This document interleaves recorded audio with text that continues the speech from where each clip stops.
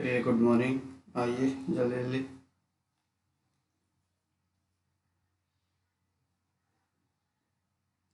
आ जाइए, स्टार्ट किया जाए।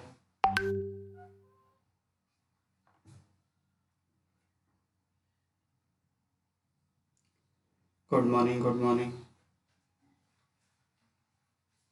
Good morning.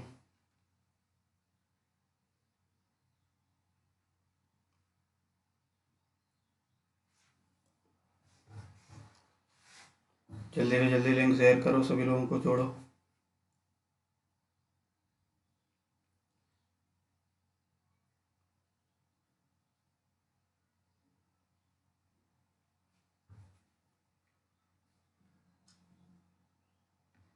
आ गए सभी लोग? चलिए, स्टार्ट किया जाए।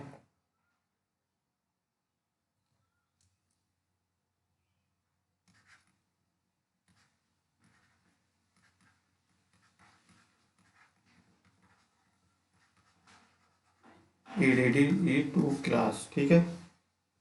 तो कल हमने क्या पढ़ा था इससे पिछले वाली क्लास में, बताइए। तो कल हमारा टॉपिक चल रहा था earthing of power plant and grid sub station, ठीक है। यानी कि पावर प्लांट की अगर हम लोगों को या सब स्टेशन की अर्थिंग करनी है तो उस केस में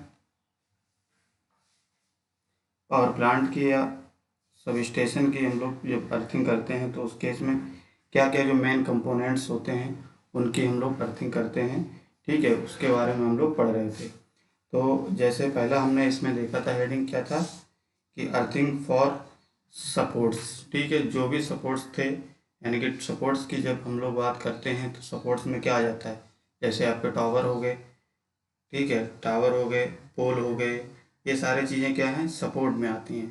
तो जब इनकी जब हम लोग बात करते हैं अर्थिंग के लिए, तो इनकी अर्थिंग किस तरीके से करते हैं, कौन कौन से अर्थिंग का यूज करते हैं, अभी आगे हम लोग पढ़ेंगे अर्थिंग के टाइप्स, ठीक है। तो वहाँ से आपको पता चलेगा कि अर्थिंग के कितने टाइप के होते हैं, उन अर्थिंग को कहाँ कहाँ पे यूज किया जाता है, ठीक है।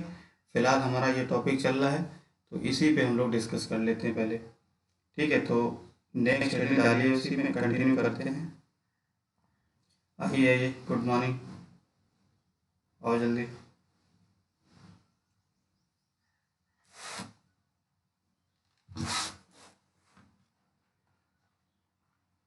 आवाज़ आ रही है ना, क्लियर? आवाज़ ठीक आ रही है?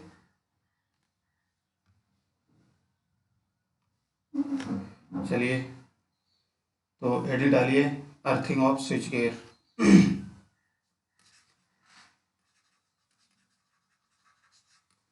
Earthing off switch gear,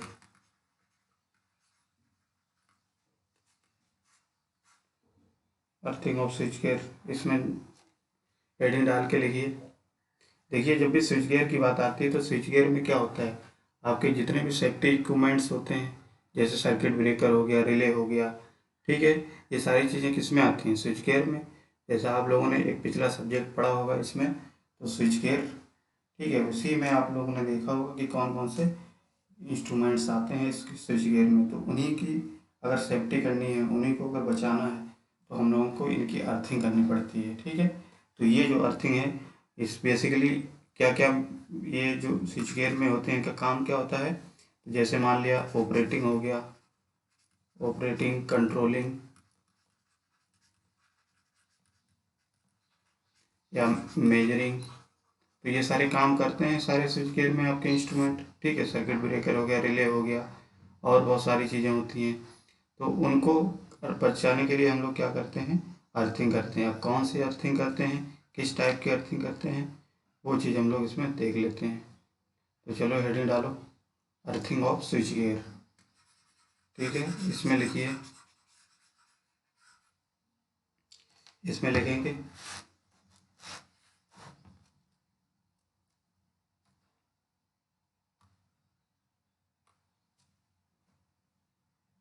switch gear के सभी ऑपरेटिंग, कंट्रोलिंग, स्विच गियर के सभी operating operating comma controlling comma measuring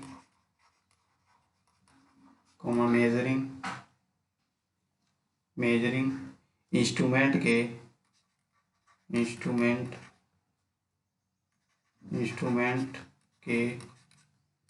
सभी इंस्ट्रूमेंट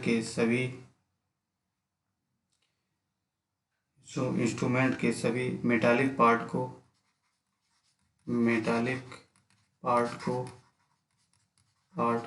यानी कि जो मेटल के पार्ट होते हैं उनको, ठीक है, क्योंकि अर्थिंग आपकी करंट किसी में फ्लो होगी, मेटल में ही फ्लो होगी, इसीलिए मेटलिक जो पार्ट होते हैं जिसके स्विच गेयर में जो आपके यूज होते हैं उनको क्या किया जाता है, अर्थिंग कर दिया जाता है। तो मेटालिक पार्ट्स को कम से कम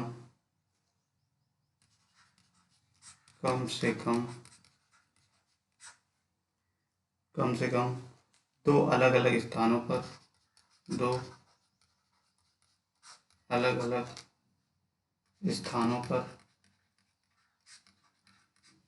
पर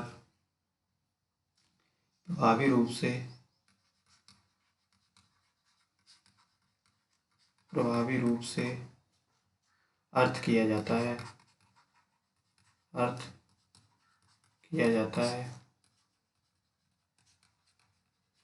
ठीक है, अर्थ किया जाता है। अब ये अर्थ जो किया जाए किस टाइप के अर्थिंग यूज करते हैं, तो ये सब जो बेसिकली आपकी यूज की जाती है वो पाइप अर्थिंग का यूज किया जाता है, ठीक है। जीआई स्ट्रिप का भी यूज कर सकते हो। लिखिए आगे, इसके लिए जीआई पाइप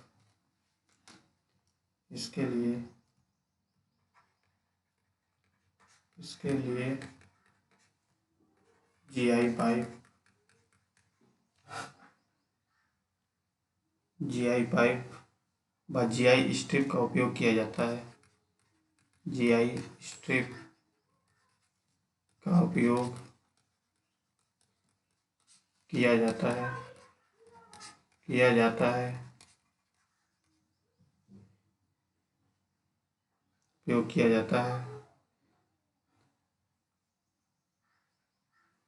तो जैसे आपका एक एग्जांपल लेते हैं। जैसे कोई मान लिया स्विच गियर है, ठीक है, सब स्टेशन का स्विच गियर एक रूम है कोई, अगर उसको रूम है तो उसकी अर्थिंग करनी तो किस तरीके से करते हैं, एक डायग्राम की हेल्प से हम लोग इसको समझते हैं, ठीक है। तो देखिए एक डायग्राम बनाएंगे सभी लोग, चलिए डायग्राम बनाइए।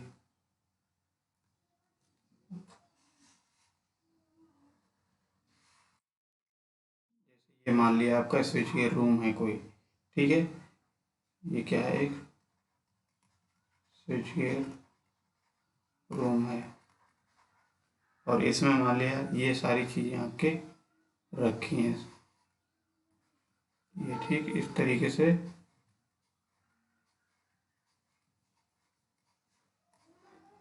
से रखी हैं, ठीक। अब जैसे इसको अर्थिंग करना है तो क्या करेंगे, यहाँ से हमने एक वायर निकाल दिया और यहाँ से एक वायर निकाल दिया, ठीक है। अब इसको अर्थिंग करना है तो इसको हमने मान लिया यहाँ पे आपकी स्ट्रिप टाइप या जीआई टाइप की एक रेक्टेंगुलर टाइप की अर्थिंग कर दी, जैसे एक यहाँ पे और यहाँ पे इस तरीके से इलेक्ट्रोड लगे हैं, इन इलेक्ट्रोड को वायर की हेल्प से इस तरीके से चारों तरीके से ऐसे कनेक्ट कर दिया, ठीक। और इसके बीच जो दूरी होगी, मान लिया जो दो इलेक्ट्रोड के बीच की दूरी है, मान लिया ये 3 मीटर की होगी, ये 3 मीटर, ये 3 मीटर और ये 3 मीटर, ठीक है। ऐसे ही इधर साइड करेंगे तो इधर साइड भी क्या है, मान लिया एक इलेक्ट्रोड यहाँ पे लगा है, एक इलेक्ट्रोड यहाँ पे लगा है, एक इलेक्ट्रोड यहाँ और एक इलेक्ट्रोड यहाँ पे, ठीक है। तो ये सारी क्या है, कितनी मीटर की दूरी पे हैं, सारे 3 मीटर की दूरी पे है, मान लिया ये 3 मीटर की दूरी पे, ठीक है। तो इस तरीके से क्या किया हमने, इसका अर्थिंग कर दिया, ठीक है। तो इस डायग्राम को आप बना लीजिए। तो ये स्विच गियर रूम है कोई, ये 11 के भी स्विच गियर का है, मान लिया ये 11 के भी, कुछ भी मान सकते हो, 11 के भी स्विच गियर रूम है, तो इसको अर्थिंग हमने कर दिया, ठीक है, समझ में आ गया। चलिए बनाइए इसको।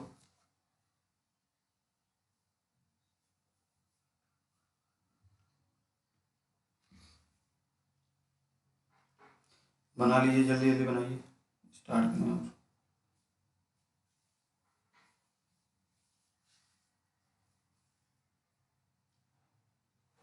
बन गया।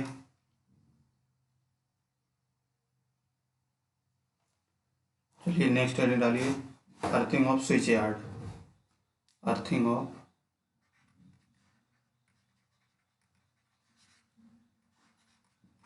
Earthing off switch yard.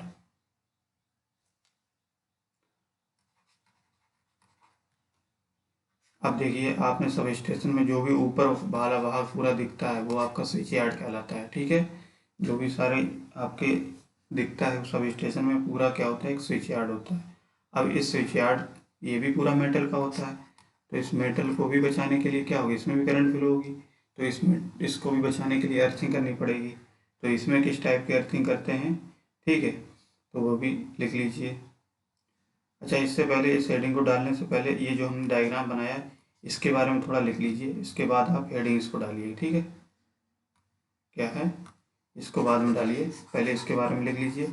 मान लिया एक ये डायग्राम जो हमने बना दिया इसका कुछ थ्योरी के रूप में लिख लो। तो जैसे हमने एक एग्जाम्पल लिया है तो लिखिए, उदाहरण के तौर पर, उदाहरण के तौर पर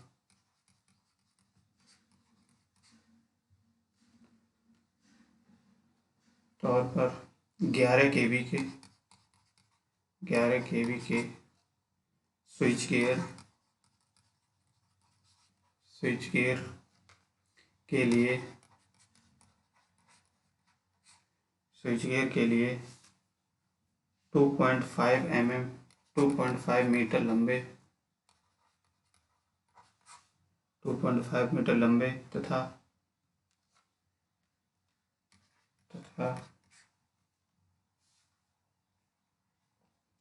40 mm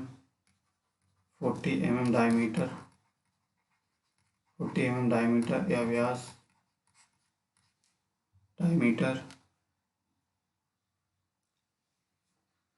डायमीटर के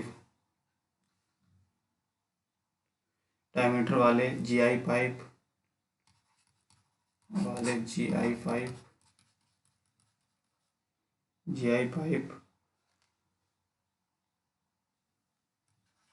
तथा 35x6 mm वाले जीआई स्ट्रिप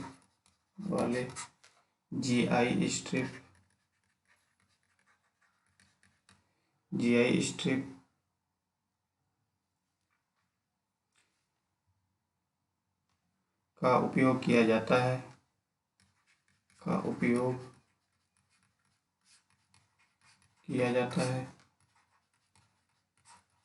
लिखते रहिए सभी लोग। तथा अर्थ वायर के रूप में, और जो इसमें अर्थ वायर जो यूज किया जाता है वो उसका साइज क्या होता है, 8 SWG, ठीक है। 8 SWG वाले जो अर्थ वायर होते हैं वो यूज किए जाते हैं इसमें। आगे लिखिए इसमें, तथा अर्थ वायर के रूप में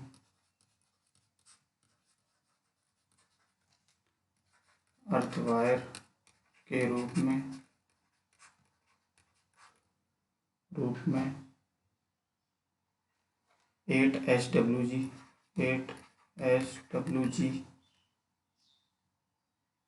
वाले जीआई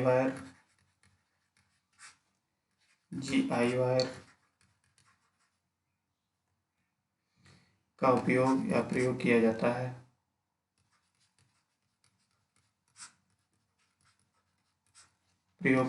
है।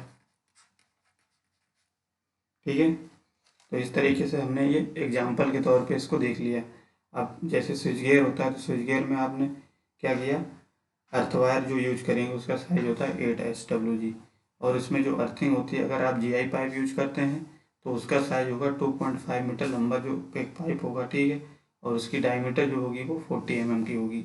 इसी तरीके से अगर आपने यूज किया जीआई स्ट्रिप का, तो जीआई स्ट्रिप में अगर उसके साइज़ की बात करें तो 35x6 mm वाला एक जीआई स्ट्रिप होगा। स्ट्रिप का मतलब क्या है, पत्ती टाइप की, ठीक है, जिसकी क्या होगी ये लंबाई 35 mm और चौड़ाई उसकी कितनी हो जाएगी 6 mm की। ठीक है, तो ये आपका यूज किया जाता है स्विच गियर के केस में।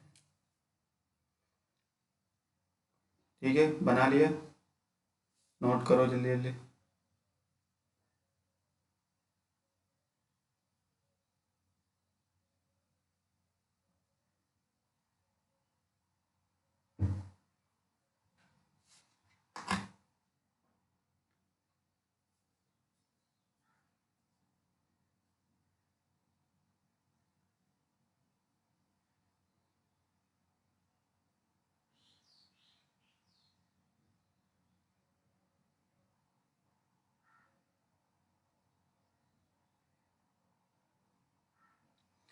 चलिए देखते हैं next.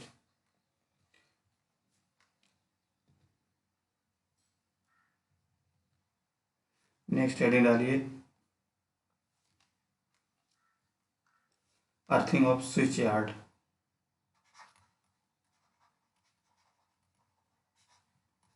Earthing off switch yard. अब हेडिंग डालिए अर्थिंग ऑफ स्विच यार्ड। तो स्विच यार्ड तो आप देखे होंगे सभी स्टेशन में, जो भी आपको सारी चीज़ें दिखती हैं ऊपर से, तो वो आपका एक स्विच यार्ड होता है। ठीक है, सब स्टेशन पे या पावर प्लांट में जो ऊपर ही दिखता है पूरा पार्ट, वो स्विच यार्ड कहलाता है। अब वो आपका पूरा किसका बना होता है, एल्युमिनियम या मेटल का होता है। तो इसको भी क्या करना है, हमको प्रोटेक्ट करना है, बचाना है। जैसे किसी लाइटनिंग हो गई, लाइटनिंग का मतलब आकाशीय बिजली जब गिरती है तो इससे भी बचाना पड़ेगा। नहीं तो जानते हो अगर आकाशीय बिजली गिरती है तो उसका वोल्टेज बहुत ज़्यादा होता है, इतना वोल्टेज ज़्यादा हो जाता है कि उसमें जो भी इंस्ट्रूमेंट लगे होंगे वो सारे आपके ख़राब हो जाएंगे, डैमेज हो जाएंगे। ठीक है, इसीलिए इससे बचाने के लिए हमको अर्थिंग करनी पड़ती है। जो भी आपकी लाइटनिंग होती है या आकाशीय बिजली गिरती है, ये क्या करती है, ग्राउंडेड कर देती है सीधे उसको, जिससे हमारा जो है सिस्टम पूरा प्रोटेक्ट हो जाता है। ठीक है, तो इसमें लिखिए स्विच यार्ड। स्विच यार्ड के प्रत्येक स्विच यार्ड के प्रत्येक उपकरण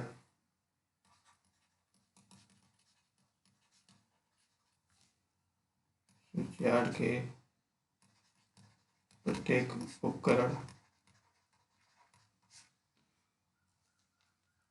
उपकरण तथा वायर के नेटवर्क को नेटवर्क को प्रॉपरली रूप से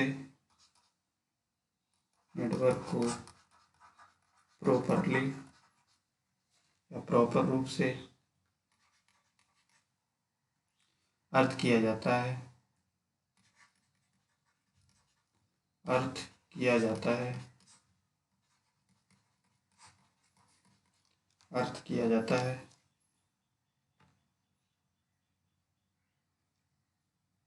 आगे लिखिए, हम बोल रहे हैं स्विच यार्ड में भी अर्थिंग के लिए पाइप अर्थिंग का प्रयोग किया जाता है। स्विच यार्ड में भी अर्थिंग के लिए पाइप अर्थिंग का प्रयोग किया जाता है। लिखते रहिए सभी लोग, पाइप अर्थिंग का प्रयोग किया जाता है।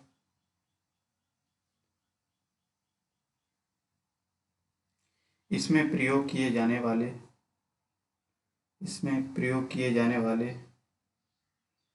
पाइप इलेक्ट्रोड इसमें प्रयोग किए जाने वाले पाइप इलेक्ट्रोड पाइप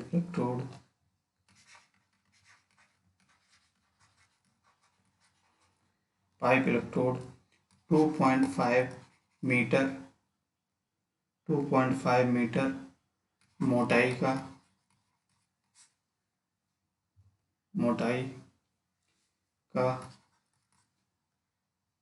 तथा 40 mm डायमीटर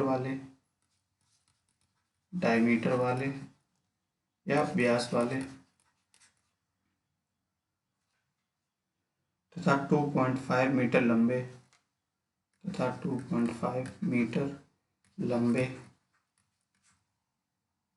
लंबे pipe electrode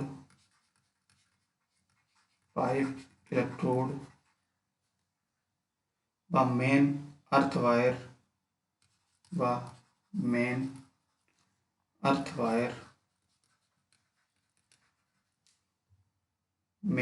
wire 35x6 mm के GI पाइप के GI स्ट्रिप से तथा अर्थ कंटिन्यूटी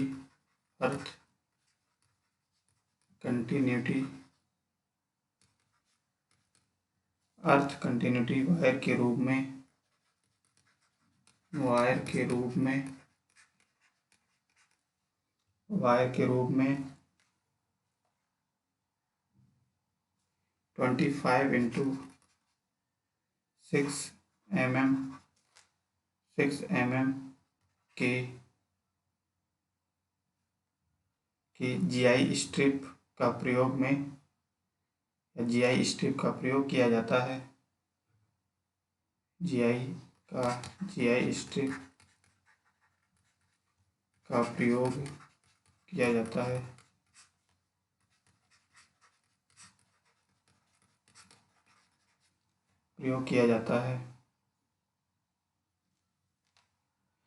प्रत्येक उपकरण को आगे लिखो। प्रत्येक उपकरण को या प्रत्येक इंस्ट्रूमेंट को कम से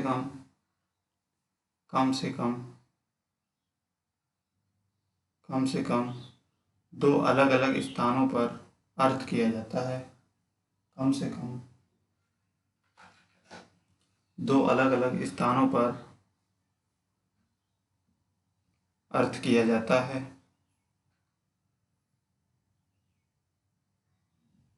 ठीक है, लिख गया? बताइए, लिख लिया सबने?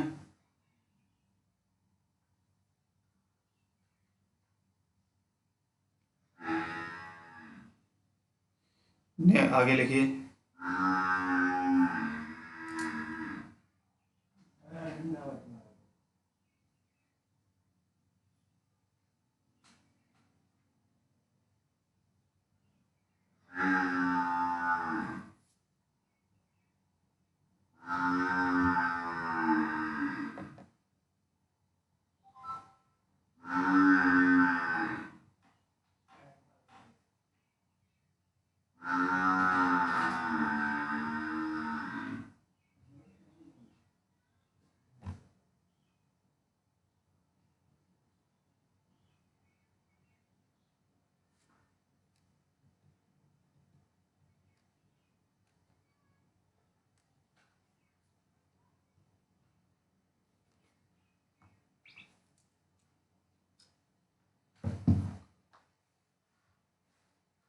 आगे लिखिए।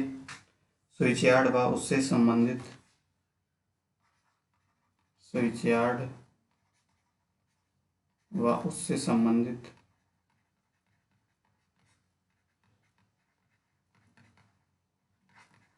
सभी उपकरणों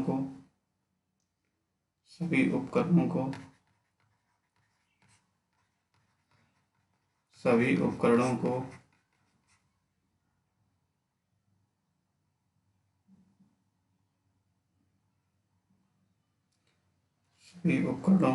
ऐसे लिखिए। सभी उपकरणों के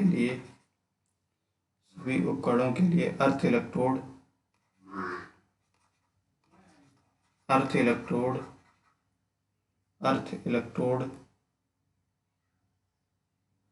को स्थापित करने के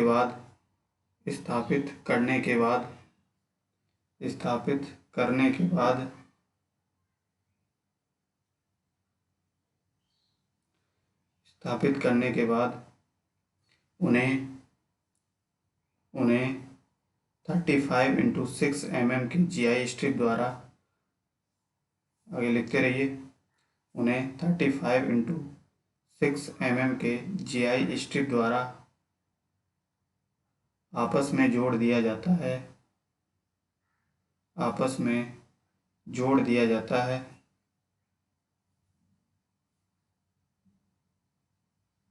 ट्रांसफार्मर, आगे लिखिए, ट्रांसफार्मर तथा अन्य ट्रांसफार्मर तथा अन्य बड़े उपकरणों को ट्रांसफार्मर तथा अन्य ट्रांसफार्मर तथा अन्य बड़े उपकरणों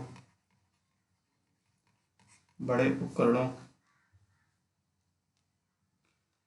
बड़े उपकरणों को 35x6 mm के GI स्ट्रिप के द्वारा GI स्ट्रिप के द्वारा आपस में जोड़ दिया जाता है, आपस में जोड़ दिया जाता है, आपस में जोड़ दिया जाता है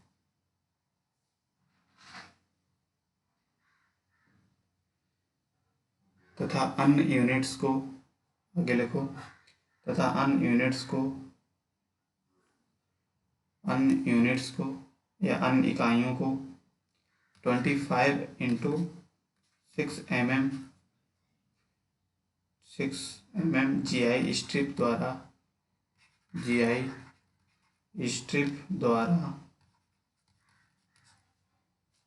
द्वारा अर्थ कंटिन्यूटी वायर के रूप में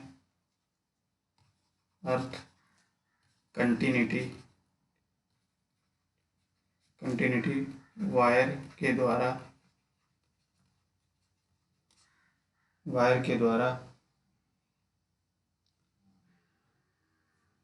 अर्थ किया जाता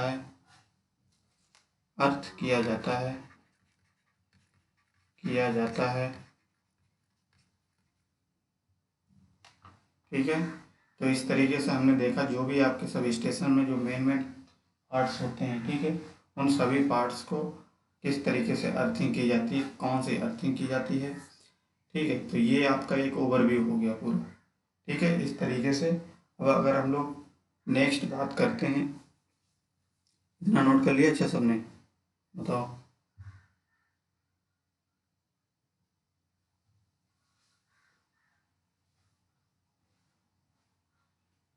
इतना हो गया सबका?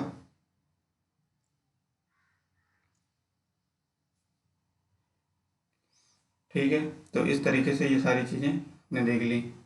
अब हम लोग नेक्स्ट टॉपिक जो होता है उसको हम देखते हैं कि अर्थिंग जो हम लोग यूज करते हैं, कितने टाइप की अर्थिंग होती है और कौन कौन सी अर्थिंग कहाँ यूज होती है।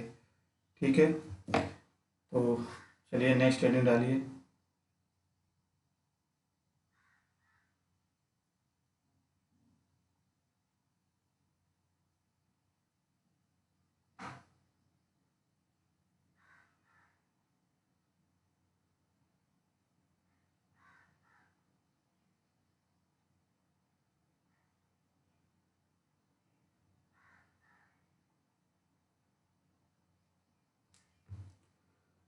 तो चलिए नेक्स्ट हेडिंग हम लोग डालते हैं, factor affecting the earth resistance. ठीक है, जो भी अर्थ रेजिस्टेंस होता है उसमें कौन कौन से ऐसे फैक्टर्स होते हैं जिनको ये उसकी अर्थिंग रेजिस्टेंस को अफेक्ट करते हैं, यानी कि प्रभाव डालते हैं। तो जैसे आप डालोगे हेडिंग फैक्टर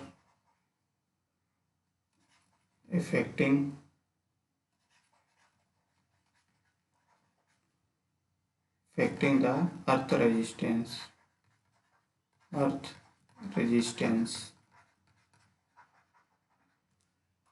ठीक है, इसे डालिए। हिंदी में अगर लिखना चाहो तो लिख लो अर्थ रेजिस्टेंस, तो जैसे लिखो है भू प्रतिरोध को प्रभावित करने वाले घटक,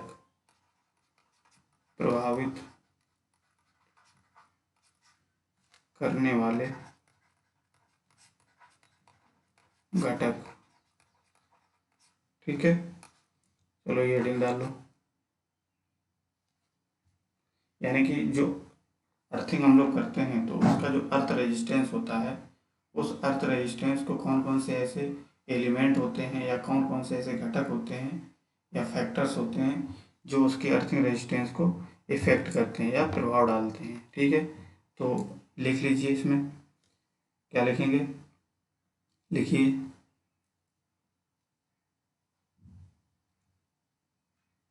अर्थ रेजिस्टेंस को अर्थ रेजिस्टेंस को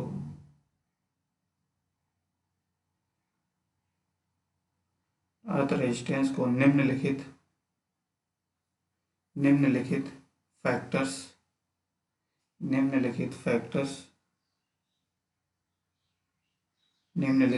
फैक्टर्स प्रभाव डालते हैं। ठीक है, निम्नलिखित फैक्टर्स प्रभाव डालते हैं।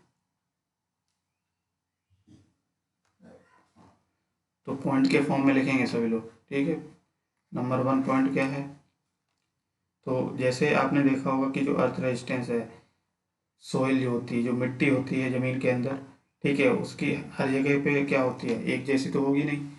तो हर जगह क्या होगी, कहीं पे आपकी अर्थ रेजिस्टेंस का ज़्यादा होगा, कहीं कम होगा, कहीं पे मिनरल्स होते हैं, है ना, कहीं पे आपके यानी कि कह सकते हो उर्वरक टाइप की मिट्टी कहीं पे होती है, कहीं किसी भी अलग अलग टाइप की मिट्टी होती है। तो इसीलिए अर्थ का जो रेजिस्टेंस होता है वो भी अलग अलग होगा हर जगह पे। तो इसीलिए क्या होता है, अर्थिंग इस तरीके से की जानी चाहिए कि उसकी कंडीशन सॉइल की अच्छी होनी चाहिए। ठीक है, क्या है, सॉइल की कंडीशन सही होनी चाहिए। तो पहले तो इफेक्ट करेगा क्या, सॉइल कंडीशन, लिख लीजिए सॉइल कंडीशन। ठीक है, सॉइल कंडीशन को हिंदी में लिख लीजिए भूमि की स्थिति, भूमि की स्थिति। ठीक है, तो ये सॉइल हो गया।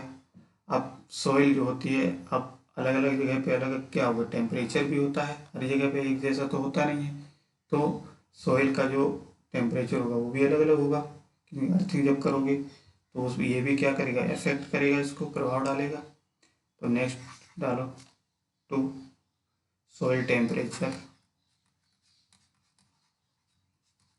Soil temperature.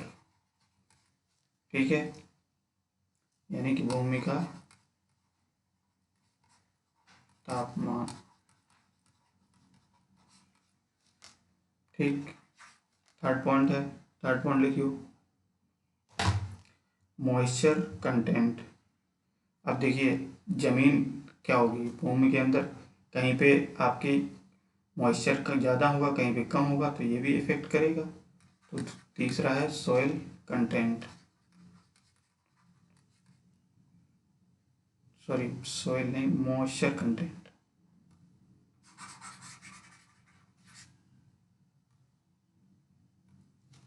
क्या होगा, मॉइस्चर कंटेंट। मॉइस्चर कंटेंट यानी भूमि में नमी की मात्रा, भूमि में नमी की मात्रा। ठीक है, थर्ड हो गया। फोर्थ लिखिए, अब जैसे जो अर्थिंग के लिए आप इलेक्ट्रोड यूज करोगे, ठीक है, तो अभी हमने बताया कि अलग अलग साइज के लिए अलग अलग रेजिस्टेंस होगा कि नहीं होगा। तो इसीलिए अर्थ रेजिस्टेंस के लिए उसका जो इलेक्ट्रोड होगा उसका साइज भी मैटर करेगा। ठीक, तो इसमें लिखिए size of electrode, size of electrode, size of electrode यानी कि इलेक्ट्रोड का आकार, इलेक्ट्रोड का आकार। फिफ्थ पॉइंट लिखिए spacing of earth plate, spacing of earth plate, earth plate. अब जैसे ज़मीन के अंदर जब अर्थ प्लेट होती है तो उनकी स्पेसिंग भी देखी जाएगी, यानी कि हर किसी की स्पेसिंग या तो ज़्यादा दूर नहीं होनी चाहिए, ठीक है, या ना तो बिल्कुल पास होनी चाहिए। तो एक स्टैंडर्ड होता है, तो इस हिसाब से जैसे मान लिया एक अर्थ प्लेट ये है, एक अर्थ प्लेट ये है, तो इस तरीके से इनकी कुछ ना कुछ स्पेसिंग पे भी डिपेंड करता है। ठीक। ठीक है। स्पेसिंग का मतलब इनकी दूरी के बीच भी उसका अर्थ रेजिस्टेंस डिपेंड करता है।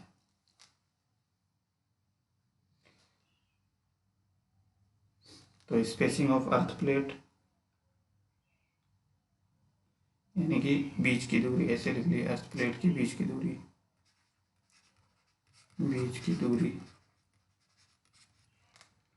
फिर तो गया सिक्स्थ पॉइंट लिखो, size of conductor, size of conductor, जो कंडक्टर यूज करोगे उसका साइज भी, उस पर भी आपका अर्थ रेजिस्टेंस मैटर करेगा। ठीक है, तो अर्थ का साइज रेजिस्टेंस हो जाएगा।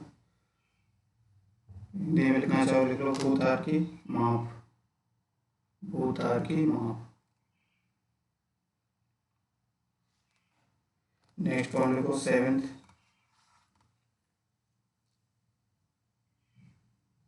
Matter of electrode, matter of electrode.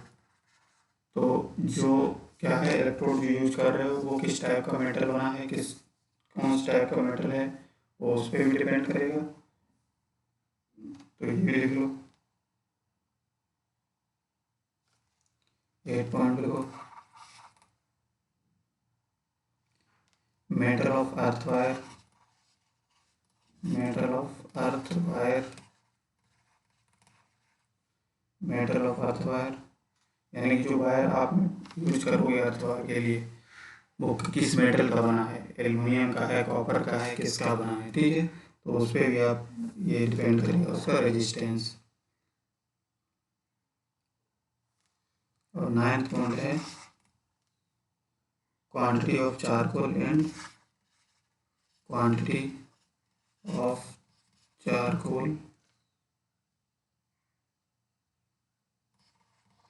Quantity of charcoal and salt. यानी कि जो चारकोल होता है, ठीक है, और जो नमक होता है, ठीक, इनकी मात्रा पे भी डिपेंड करेगा। तो लिख लो, चारकोल पर नमक की मात्रा, चारकोल पर नमक की मात्रा।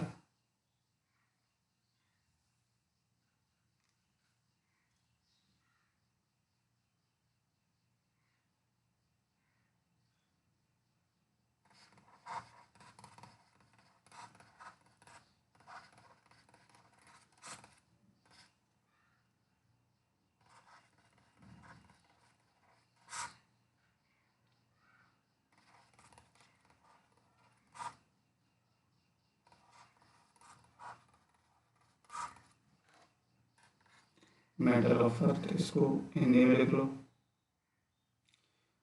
भू इलेक्ट्रोड का पदार्थ।